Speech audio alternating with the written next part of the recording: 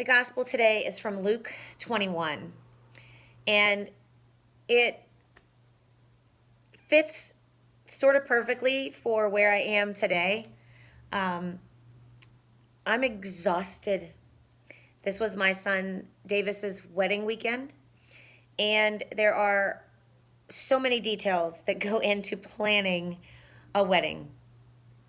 And today I feel exhausted. Actually, after I finish this, I'm going to crawl into bed and I'm going to take a nap because my Steelers are on tonight and I have to be ready to watch my Steelers. There's a line in this gospel that really speaks to me, and it says, "Don't let your hearts become drowsy."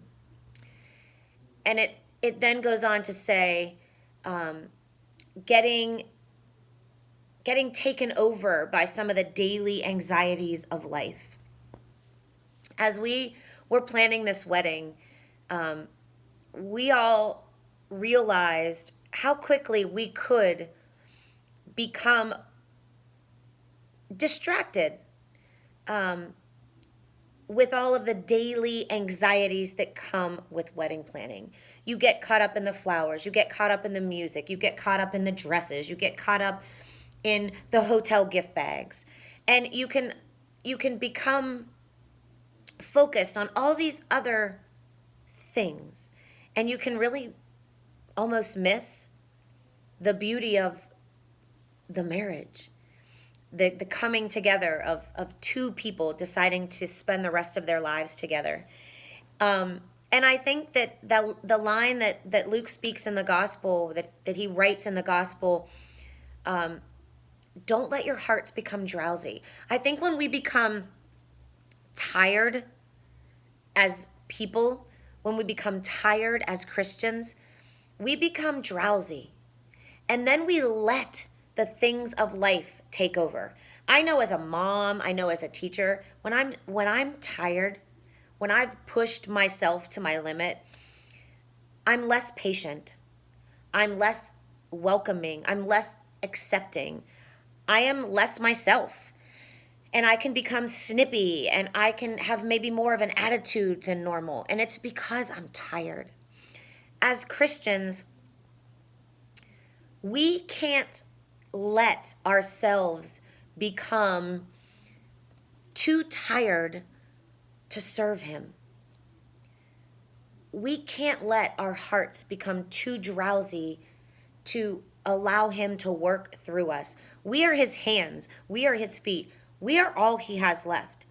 He has passed on the job of bringing other people to him, to us. And so if we're too tired to do it, who else is going to? If not us, the Christians of the world, then who?